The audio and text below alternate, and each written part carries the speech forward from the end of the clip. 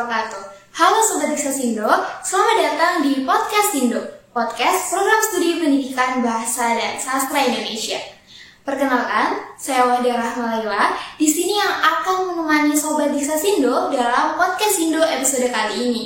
Namun saya tidak akan sendiri teman-teman. Di sini saya akan ditemani oleh dosen kita yang sangat berbakat dan kita tahu sangat kreatif dalam pembelajaran. Siapa lagi kalau bukan Bu Putri Kumaladewi. Langsung aja yuk kita sapa Ibu Putri yang saat ini sudah berada di samping saya.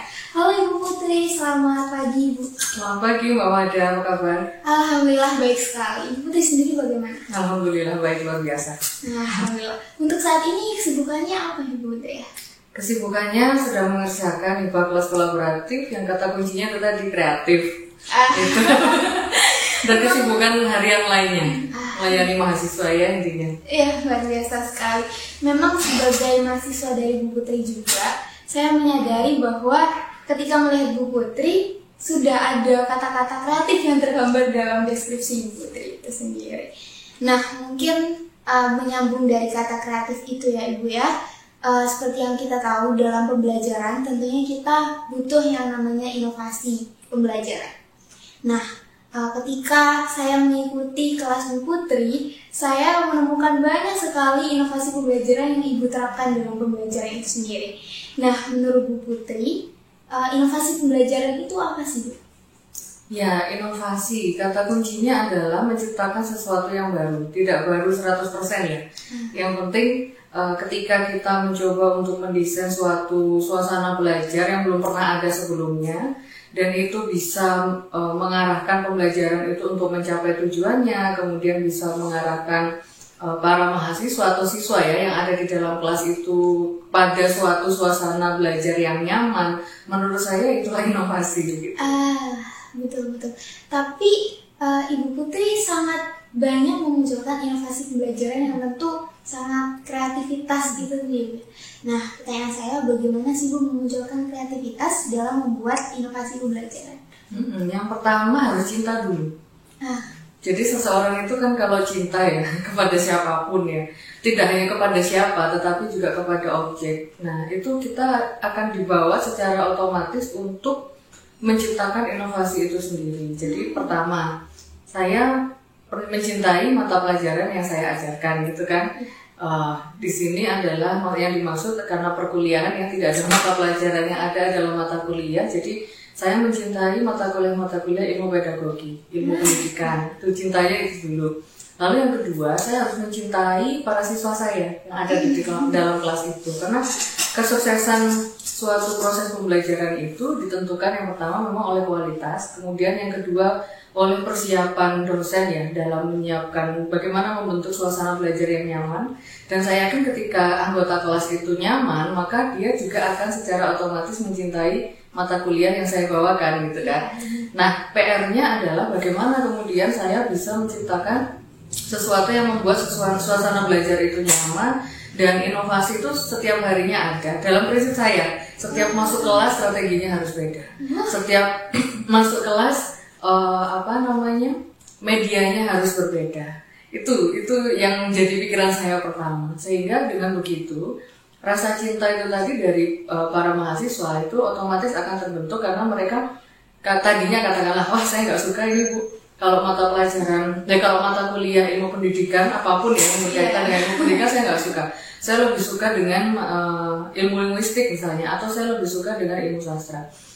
Tapi bagaimanapun juga karena ini prodinya kan pendidikan bahasa Indonesia ya, pendidikan, sehingga kata pendidikan itu menjadi core competencies gitu kan.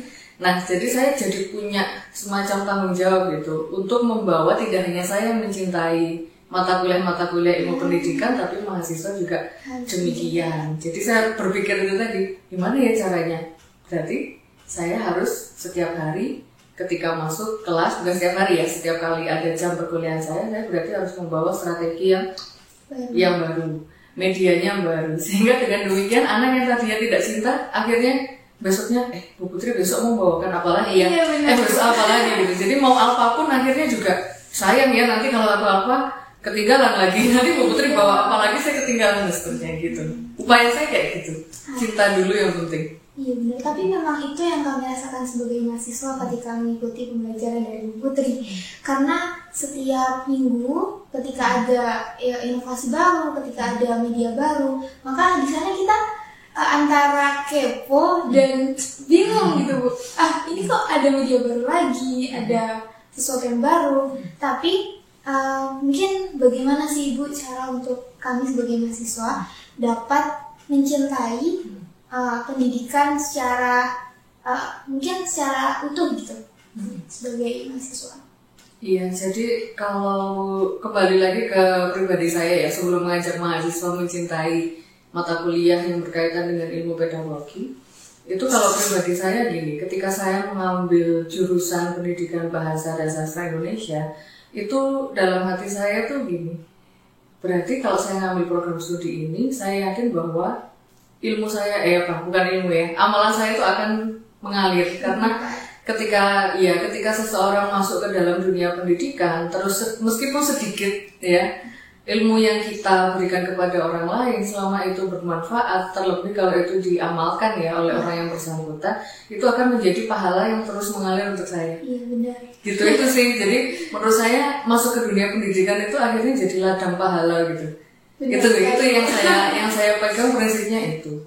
Nah kemudian bagaimana caranya membawa mahasiswa agar cintanya ke pendidikan itu sama seperti saya gitu ya, dengan tidak memaksa tentunya ya, cintanya itu tumbuh secara alami gitu kan.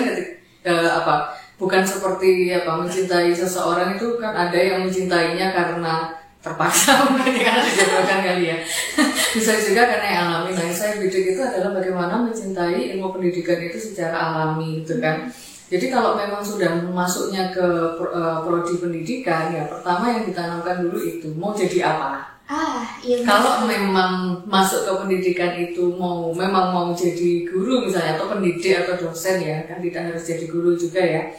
Itu berarti camkan itu tadi, keyakinan seperti yang saya punya itu tadi, bahwa dalam Muslim kan bahkan tertulis di hadis ya, hadis riwayat Bukhari bahwa ketika seseorang itu meninggal maka semua amalannya akan terputus kecuali 3 perkara, salah satunya adalah ilmu yang bermanfaat. Nah menjadi guru itu ladangnya pahala. Kenapa? Karena meskipun sedikit sebiji itu ketika kita ajarkan kepada orang lain dan itu diamalkan dan bermanfaat bagi orang lain, maka ya itu akan menjadi amal kita yang terus mengalir meskipun nanti kita akan kembali kepada Sang Pencipta gitu sih. Benar-benar seperti itu. Mungkin menyambung dari guru itu tadi ya Ibu ya, prospek kerja mahasiswa pendidikan di Sesindo pasti salah satunya akan menjadi guru pendidik. Nah, bagaimana sih Bu cara Ibu menanamkan ke teman-teman di Sesindo agar bisa memunculkan inovasi-inovasi pembelajaran yang nanti akan digunakan dalam pembelajaran? Ya, kalau saya memegang prinsip sebelum meminta mahasiswa untuk melakukan sesuatu, saya harus melakukan dulu. Iya. Gitu. Jadi saya tuh sangat mengidolakan metode modeling, pemodelan. Bukan modeling fashion show ya, sekarang sedang happening Citayam Fashion Show. Bukan itu Citayam Fashion Week, bukan itu, tapi metode pemodelan. Jadi misalnya ketika saya mengajar gitu ya, hari ini saya menggunakan media A gitu ya. Terus habis itu dalam 1 hari itu kan tidak hanya satu media untuk brainstorming sendiri, media untuk menyampaikan materi sendiri, untuk membangun kolaborasi dengan mahasiswa sendiri. Nah itu bagian dari modeling yang saya berikan ke mahasiswa. Jadi saya menerapkan, tapi sekaligus mahasiswa itu mempelajari materi yang saya sampaikan, juga sekaligus mempelajari media-media yang saya pakai. Nah itu yang menurut saya itu yang namanya pemodelan itu. Sehingga dari situ secara tidak langsung mahasiswa kan akan punya inspirasi ya. Oh berarti nanti kalau ngajar seperti ini. Ketika mereka ternyata dengan media yang saya pakai itu mereka bisa berkolaborasi aktif dengan saya, akhirnya kalau Bu Putri menggunakan media seperti ini, saya sendiri sebagai mahasiswa merasakan saya bisa kolaborasi ini dengan Bu Putri. Berarti besok kalau saya mau ngajar untuk membangun kolaborasi, saya sudah dapat insight dari Bu Putri, berarti saya harus pakai media yang seperti itu, atau bahkan yang lebih baik dari punya saya mungkin ya. Nah itu kayak gitu. Jadi menurut saya pemodelan itu di antara sekian metode pembelajaran saya kok paling ngefans ya dengan metode itu, karena sekaligus nyontohi kan, sekaligus mempelajari materi, tapi juga sekaligus praktek, sekaligus memberikan insight gitu loh ke mahasiswa yang kemudian ketika mereka praktik mengajar atau bahkan sudah lulus dan menjadi guru, itu saya banyak dapat dari WA dari alumni itu, Bu, alhamdulillah Bu, yang dulu itu media yang Ibu pakai itu, strategi pembelajaran yang Ibu terapkan di kelas itu, sekarang banyak saya pakai Bu gitu. Nah, itu sudah alhamdulillah. Paling tidak saya sudah mencapai yang hadis Bukhari Muslim itu tadi kan, sedikit tapi bermanfaat gitu. Iya, nabung pahala. Iya, benar. Jadi sekali dayung 3 bulan terlampaui gitu. Betul. Ya. Nah, tapi bagaimana sih Bu cara Ibu untuk konsisten melakukan hal itu? Konsisten ya, jadi ilmu pendidikan itu kan memang berkembang terus ya. Saya kalau kalau kita berbicara tentang inovasi, itu saya mau tidak mau sebagai pengajar itu kan long life learner. Dia akan belajar terus sampai akhir hayat bahkan ya. Jadi saya harus selalu peka melihat perkembangan kurikulum sekarang itu yang dipakai apa. Kemudian capaian pembelajarannya apa. Nah, untuk mencapai capaian pembelajaran itu saya harus menggunakan metode apa, strateginya apa, terus medianya apa gitu. Sehingga bisa dilihat sendiri ya. Jadi saya ngajar dari angkatan ke angkatan kan beda-beda. Kadang angkatan yang sudah lulus, Bu, kok saya nggak diajar seperti itu dulu. Nah, karena kamu pas di tahun itu gitu kan, kurikulum yang dipakai belum itu, media yang dipakai oleh adik kelas sekarang itu belum ada pada saat kamu kuliah di tahun itu gitu. Jadi ya itu bagian dari saya sebagai pengajar itu harus long life learner itu tadi, harus peka terhadap perkembangan ya kurikulum, ya media, ya metode gitu yang kemudian saya terapkan di kelas yang saya ampu gitu. Berarti dengan kita memahami ya Ibu ya perkembangan yang ada saat ini. Nah, tadi Ibu sempat menyinggung terkait kurikulum. Sebenarnya kurikulum yang ada saat ini tuh apa sih yang digunakan di sekolah-sekolah? Di sekolah itu semuanya ya. Kalau per tanggal 18 Juli tahun 2022 ini itu semua sekolah menerapkan implementasi kurikulum Merdeka yang disebut dengan IKM. Namun sebelum masuk ke IKM di tahun ini yang penerapannya serentak tanggal 18 Juli kemarin itu ya, sebetulnya di tahun sebelumnya itu ada beberapa sekolah itu yang menjadi sekolah penggerak. Sekolah penggerak itu sekolah pemodelan untuk penerapan IKM sebetulnya. Sehingga sekolah-sekolah yang ditunjuk untuk menjadi sekolah penggerak itu pada dasarnya kemudian berbagi praktik baik gitu ya ke sekolah-sekolah yang tahun kemarin belum menjadi sekolah penggerak untuk bersama-sama menuju ke sekolah penggerak gitu. Sekolah penggerak adalah sekolah yang menerapkan IKM itu tadi seperti itu. Namun memang di beberapa hari yang lalu itu memang ada surat keputusan bersama begitu bahwa untuk ada berapa ya, sekitar 2.500 sama gitu ya sekolah yang sebetulnya belum siap untuk menerapkan IKM, sehingga kemudian pemerintah itu membagi sekolah itu menjadi 3 kategori. Jadi ada yang mandiri berbagi itu berarti masih menerapkan K13. Jadi yang kurikulum sebelum IKM gitu ya. Tapi prinsipnya itu diarahkan ke IKM.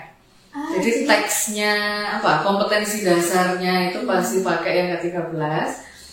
Tetapi prinsip-prinsipnya itu diarahkan ke IKM. Itu untuk sekolah-sekolah yang memang belum siap untuk menerapkan IKM secara 100% gitu ya. Terus yang kedua ada itu tadi mandiri belajar. Yang itu mandiri belajar. Kemudian yang kedua ada mandiri berbagi. Kalau mandiri sebelum ke mandiri berbagi ada mandiri berubah. Jadi ada 3: mandiri belajar, mandiri berbagi, mandiri berubah. Nah, kalau untuk yang mandiri berubah dan mandiri berbagi itu memang dia sudah menerapkan IKM 100%, namun bedanya yang satunya itu masih menggunakan perangkat yang dari Kemendikbud, misalnya ada penggunaan platform Merdeka Belajar gitu ya. Kemudian yang satunya sekolah berhak untuk membuat sendiri modul ajarnya, terus perangkat pembelajarannya, termasuk media-medianya itu dia bisa membuat sendiri. Itu untuk sekolah-sekolah yang siap. Siapakah itu? Itu adalah sekolah-sekolah yang tahun kemarin sudah menjadi sekolah penggerak. Dan di Malang Raya ini hanya 2. Malang Raya itu maksudnya Kota Batu, Kota Malang, dan Kabupaten Malang. Itu hanya 2, yaitu SMA Negeri 2 Batu dan SMA Al-Hikmah Boarding School Batu. Hanya 2 itu saja. Selebihnya sekolah-sekolah yang lain itu baru menerapkan IKM tanggal 18 Juli tahun ini 2022. Itu pun tidak semuanya pada level IKM 2, tapi ada yang masih IKM 1. IKM 1 itu yang masih menggunakan K13 itu tadi, atau mandiri belajar. Iya. Baik. Mungkin teman-teman di sini udah ingin tahu gitu ya Bu. Karena kan teman-teman pasti nanti akan merasakan yang namanya penerapan kurikulum sebagai seorang pendidik. Nah, setelah dijelaskan tadi, tentu di Diksasindo juga ada penerapan kurikulum yang digunakan Bu ya. Nah, penerapan kurikulum yang digunakan itu apa Bu yang ada di Diksasindo? Kalau yang di Diksasindo karena perguruan tinggi ya kita menggunakan kurikulum Merdeka Belajar (MBKM). Iya. Seperti yang kita tahu MBKM kan mungkin program seperti itu. Kampus Merdeka. Ternyata itu kurikulum. Itu kurikulum. Jadi memberikan kesempatan kepada mahasiswa untuk belajar dan sekaligus membekali dirinya dengan kompetensi yang memang dibutuhkan di dunia kerja. Oleh karena itu, dengan adanya kurikulum MBKM itu, mahasiswa sekarang diberi kebebasan untuk bisa berkuliah tidak terkotak-kotak pada kampusnya masing-masing. Jadi misalnya kita bisa, kemarin kan saya kebetulan ada pengalaman juga ya ngajar pertukaran mahasiswa itu dari Sabang sampai Merauke itu ada semua. Artinya kita bisa mengambil mata kuliah di program studi yang sama boleh, atau lain program studi di kampus yang lain, tidak di UB, tapi yang masih berkaitan dengan mata kuliah di kurikulum Diksasindo UB. Gitu. Bahkan ke depan ini kita belum ya, tapi pemerintah sudah membuka kerannya untuk praktisi itu menjadi pengajar di kampus. Namanya praktisi mengajar. Jadi nanti kalau misalnya entah semester depan atau semester depannya lagi ya, kemudian ada wartawan yang ngajar kalian bukan dosen, atau guru yang ngajar kalian di mata kuliah, nah itu bagian dari praktisi mengajar. Jadi mendekatkan mahasiswa dengan dunia kerja, dengan profesinya gitu. Jadi ketika profesinya ingin menjadi guru ya diajar oleh dosen saja tidak cukup. Nanti akan ada guru yang ikut ngajar. Terus kalau misalnya cita-citanya mau jadi jurnalis, diajar oleh dosen saja tidak cukup, karena dosen kan bukan praktisi ya, bukan profesional, maksudnya bukan profesional jurnalis gitu kan. Oleh karena itu kemudian ada praktisi yang memang betul-betul dia adalah jurnalis yang kemudian kita ajak kolaborasi ngajar bersama dengan dosen asli di kelas. Nah itu bagian untuk mendekatkan mahasiswa dengan dunia kerja, dengan profesinya yang akan mereka tuju seperti itu. Tapi memang itu adalah fenomena yang kita alami saat ini. Mungkin teman-teman mahasiswa saat ini menyikapinya dengan melakukan podcast seperti ini, dengan mengundang para praktisi yang nanti akan bergerak di bidang profesi yang akan kita jalani, seperti itu.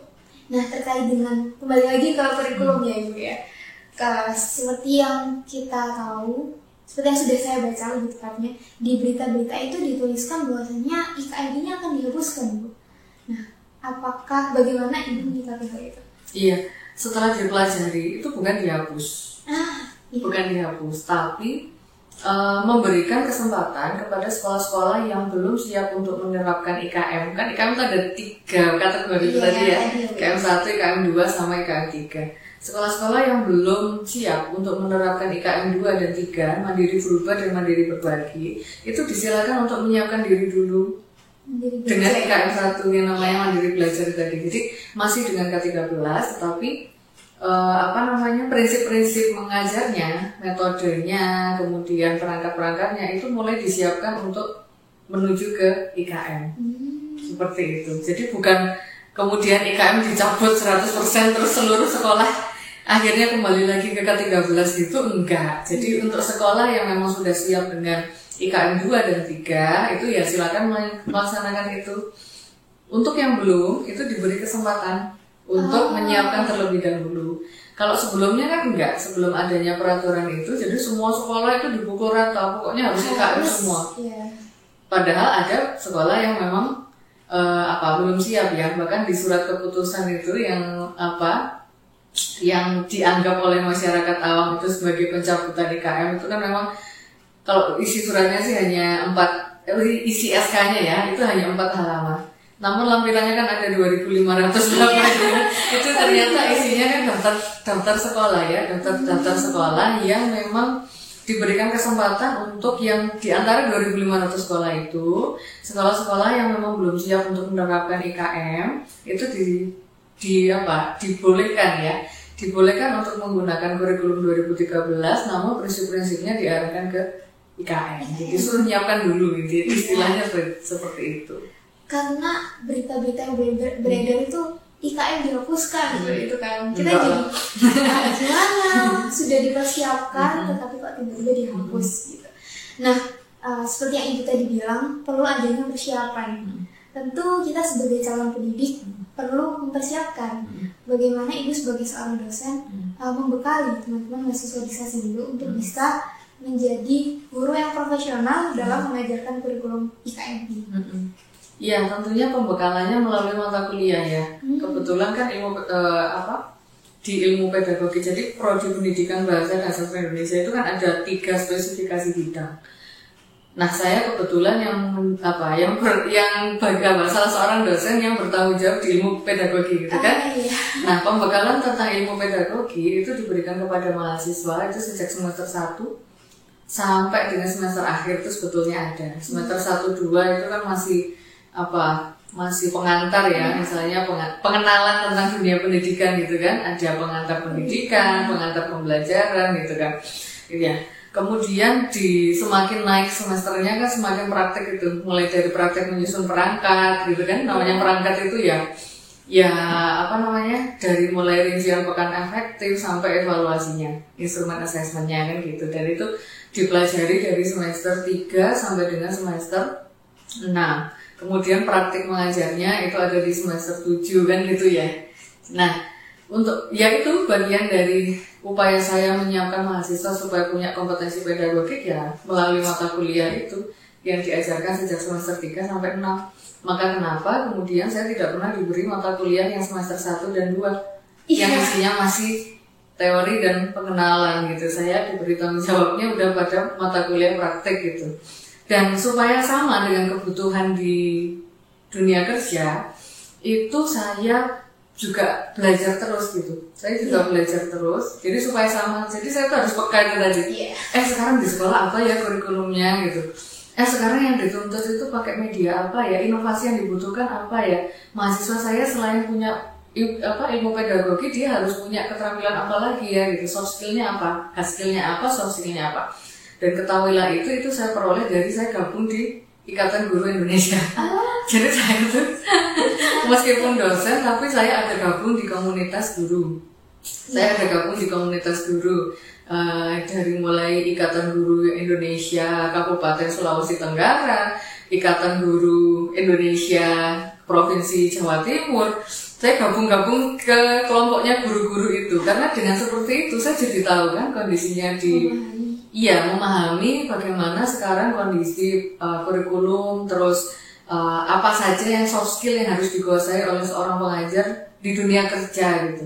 Dan saya rasanya juga bukan satu-satunya dosen yang ikut di komunitas itu. Banyak juga dosen yang saya pernah nangkep satu itu, IPB University, IPB masih juga terus ada temennya kan, saya bukan gitu. Dan itu sangat dibolehkan karena kita di situ jadi punya wahana untuk bisa saling sharing, saling mengetahui juga perkembangannya sekarang seperti apa dunia pendidikan di sekolah sana.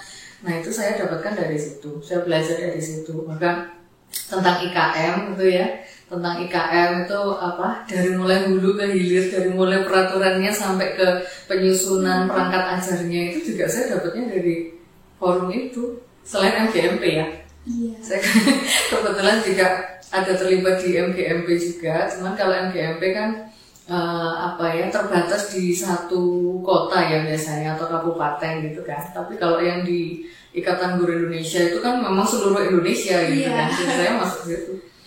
Apakah hal itu yang Ibu terapkan juga dalam pembekalan mahasiswa yang saat ini sedang terjun langsung ke sekolah, yaitu mahasiswa 4? Betul.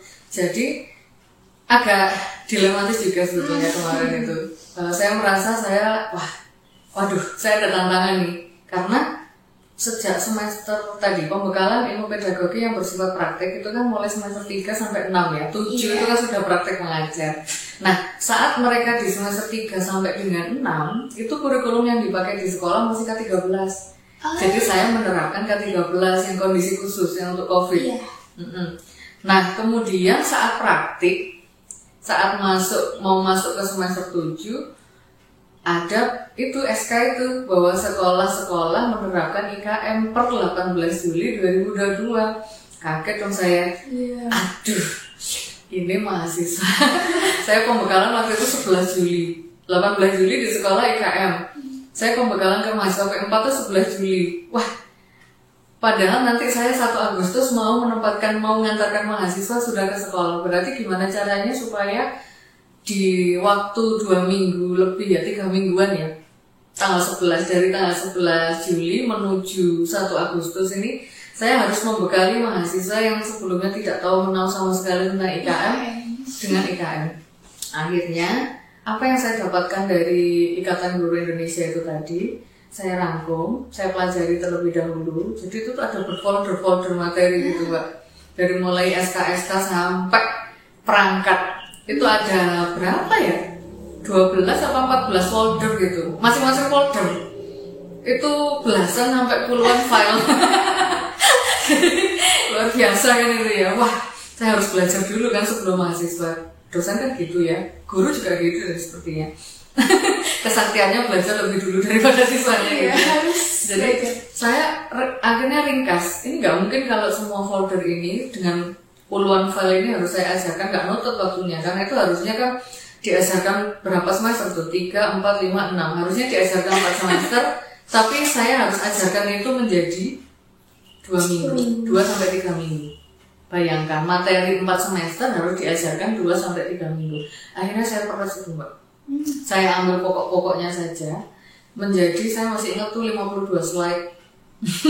Kalau daripada belajar berfolder-folder, masing-masing folder ada banyak file gitu kan, mending kan saya ringkaskan itu, saya ambil pokok-pokoknya, yang penting alurnya itu jelas gitu. IKM itu untuk apa sih? Tujuannya apa sih? Terus apa hubungannya sama kualitas pendidikan di Indonesia, dan apa yang harus disiapkan oleh seorang calon guru atau guru praktikan ya, saya nyebutnya anak-anak P4 itu. Guru praktikan supaya mereka bisa menerapkan IKM, dan ketika ada di sekolah itu bukan malah ngerepoti guru pamongnya, tapi membantu guru pamongnya untuk menyiapkan perangkat-perangkat IKM itu sendiri. Karena di sekolah saya yakin juga belum siap 100% ya, karena sekali lagi masih baru mulai dilaksanakan 18 Juli baru diimplementasikan. Jadi PR saya itu, jadi akhirnya berapa materi itu saya rangkum menjadi 52 slide, dan itu yang saya dan dosen-dosen ajarkan dalam pembekalan P4 yang selama 2 minggu itu. Ya syukur alhamdulillah, karena to the point ya. Jadi IKM itu nilai pentingnya seperti ini, hubungannya dengan kualitas pendidikan seperti ini.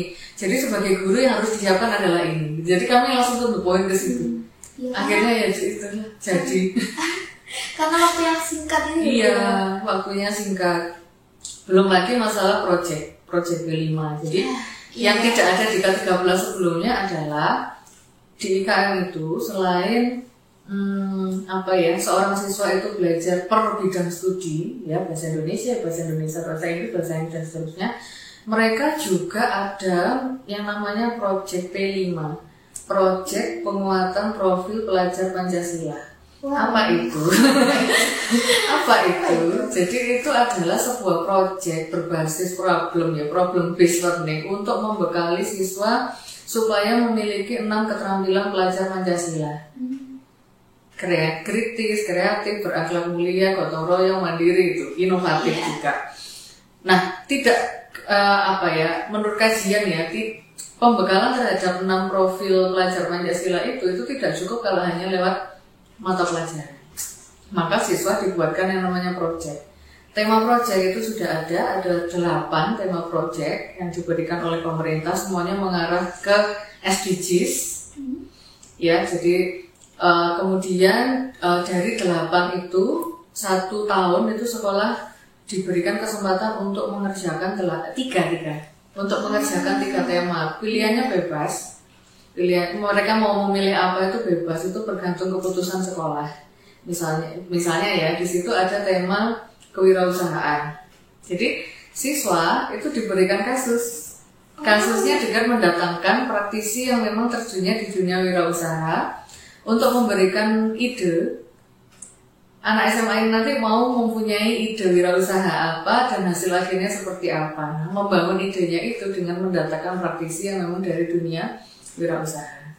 Kemudian siswa akan dikelompokkan ke dalam kelompok-kelompok kerja, kelompok proyek, sampai pada akhirnya mereka membuat sebuah produk wirausaha sampai dengan pemasarannya. Nah, itu kegiatannya bukan ekstrakurikuler loh itu. Itu masih co-kurikuler, jadi bagian dari kurikulum.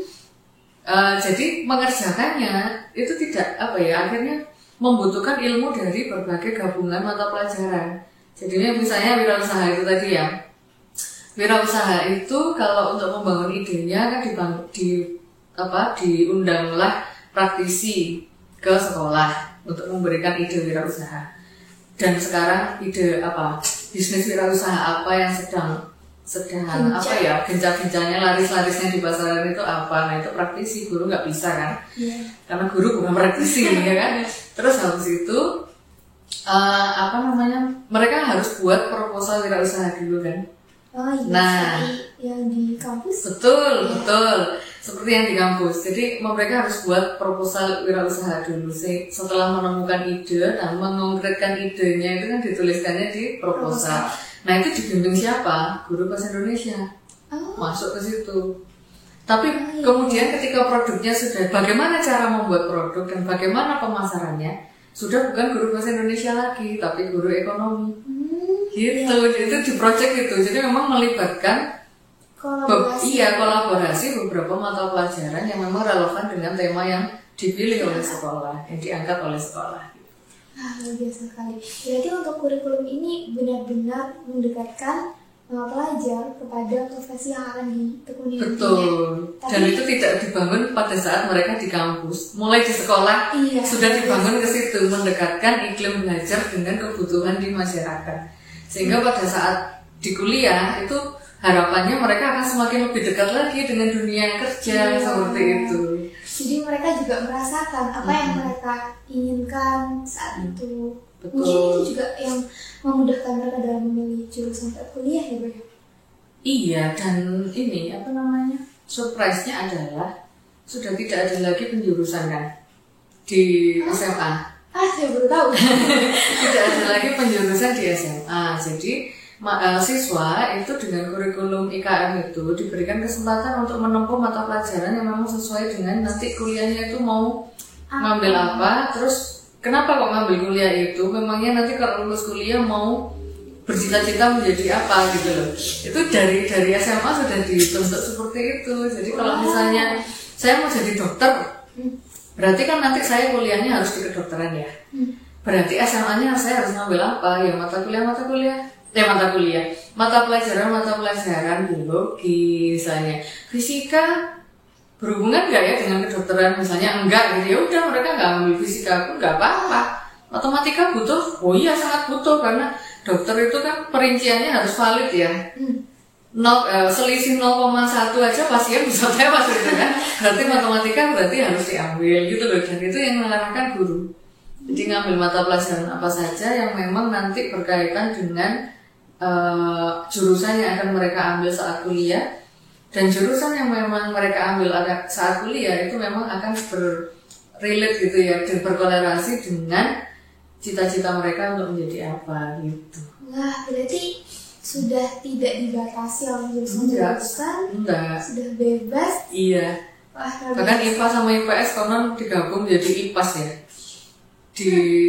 Karena ya itu tadi tidak ada batasan. Kalau dulu kan gini ya, zaman saya kuliah zaman saya sekolah itu, jadi saya tuh kan karena minatnya memang di bidang bahasa ya, jadi saya ngambilnya ya udah bahasa, dapatnya saya nggak mungkin belajar matematika, fisika, kimia, biologi gitu kan, karena saya ngambil jurusannya bahasa. Nah sekarang dengan kurikulum merdeka itu tidak seperti itu. Anak yang misalnya tadi mau jadi dokter, ngambil IPA, oh nggak cukup, saya juga perlu komunikasi kan, berkomunikasi dengan pasien itu kan perlu ada ilmunya gitu kan. Berarti saya harus ngambil selain mata pelajaran IPA, saya juga harus ngambil mata pelajaran bahasa Indonesia, bahasa Inggris, dan bahasa asing. Itu boleh. Kalau dulu IPA ya IPA aja. Iya. Ya kan? Mata pelajaran bahasanya ya bahasa Indonesia umum sama bahasa Inggris yang umum itu kan. Kalau di bahasa kan bahasa Inggris itu ada dua, bahasa Inggris sastra sama bahasa Inggris untuk komunikasi sehari-hari. Bahasa Indonesia juga ada dua, bahasa Indonesia umum sama bahasa Indonesia sastra gitu kan. Nah anak-anak sekarang itu ketika mereka menganggap bahwa menjadi dokter itu saya tidak hanya perlu bahasa Indonesia, tidak cukup hanya bahasa Indonesia untuk komunikasi, saya juga harus mempelajari sastranya. Karena misalnya ya ada kan yang saya pernah baca itu mengobati pasien itu dengan apa istilahnya tuh, saya pernah baca itu dengan game. Jadi di dalam game itu ada bahasa persuasinya gitu loh. Jadi untuk menjadi motivasi ya, bahasa motivasi untuk memotivasi pasien supaya intinya tuh supaya mau disembuhkan penyakitnya gitu. Itu dengan bahasa-bahasa yang memang diperolehnya dari sastra gitu. Nah ketika anak yang nantinya pengen jadi dokter itu ingin menguasai itu, berarti dia ngambilnya tidak hanya yang bahasa Indonesia mata pelajaran wajib, tapi juga yang sastra gitu. Jadi seperti itu lah sekarang itu. Saya kalau boleh kembali itu rasanya pengen pengen sekolah lagi dengan kurikulum sekarang. Karena saya bisa memilih mata pelajaran yang memang untuk mendukung cita-cita saya ke depan gitu. Tidak dikotak-kotakkan harus dengan jurusan ini, dengan paket mata kuliah ini atau mata pelajaran ini, tidak seperti itu. Ya benar. Tapi dengan mungkin magang kali ini ya, saya mendengar cerita dari teman-teman yang magangnya mungkin tidak linear dengan bisa Sindo seperti mungkin ke pelabuhan atau kemana. Nah itu ternyata mereka mereka menyatakan bahwa sebenarnya di tempat-tempat seperti itu butuh yang namanya bahasa Indonesia dalam hal surat menyurat. Ternyata masih berantakan. Iya seperti itu. Nah, mungkin terakhir ya Bu ya, apa sih pesan dari Ibu untuk teman-teman Diksa Sindo yang akan terjun ke dunianya setelah lulus dari Diksa Sindo ini? Iya, jadi pesannya ada seperti pesan terakhir. Jadilah dong ya. Jadi intinya ketika masuk ke prodi pendidikan bahasa dan sastra Indonesia itu, bahkan pada saat masuk ya menjadi maba itu harus sudah punya planning ke depan. Iya. Saya itu masuk ke prodi ini itu karena nanti kalau lulus itu saya mau jadi apa. Jangan merasa bahwa aduh saya salah jurusan, saya masuk jurusan ini ya sudahlah, udah terlanjur bayar UKT ya. Percayalah bahwa ketika kamu misalnya ya dulu aslinya merencanakannya masuk ke jurusan yang lain, tapi ternyata ditakdirkan untuk masuk ke prodi pendidikan, itu jangan merasa bahwa kamu sedang tersesat, tidak. Tapi memang itu adalah rancangan dari Tuhan untuk menyiapkanmu menjadi profesi yang mungkin belum ada di gambaran kepalamu sekarang gitu kan. Karena yang namanya rencana Tuhan itu kan lebih baik daripada rencana manusia, dan sebaliknya rencana manusia tidak lebih baik dari rencana Tuhan. Itu yang pertama. Jadi yakinlah bahwa ketika kamu sekarang dimasukkan ke prodi pendidikan bahasa dan sastra Indonesia, itu Tuhan sudah merancangkan kamu akan menjadi apa ke depannya. Itu sudah rezeki nomor satu yang sudah kamu terima dan harus disyukuri. Kemudian ketika sudah diterima menjadi mahasiswa itu jangan terlalu lama untuk memutuskan kamu nanti akan berprofesi menjadi apa. Harus sudah punya plan ke depan. Oh, saya nanti mau jadi guru. Oh, saya nanti mau jadi dosen.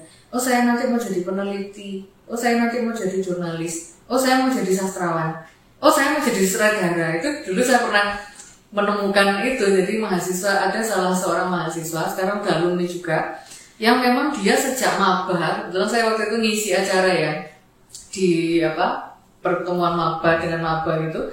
Saya tanya, kamu cita-citanya jadi apa? Bu, saya mau jadi, kalau nggak sutradara ya penulis skenario.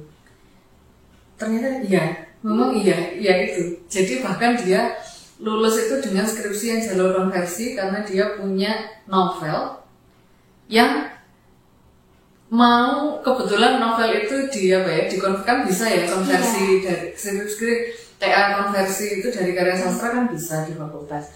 Jadi dia memang konsisten dengan jalur itu. Jadi dia mau jadi sutradara sama penulis skenario. Terus saya masih ingat betul anak itu sejak maba. Dan itu memang dia buktikan. Lulus dia dengan TA konversi karena dia punya novel. Waktu itu ada bedah novelnya juga.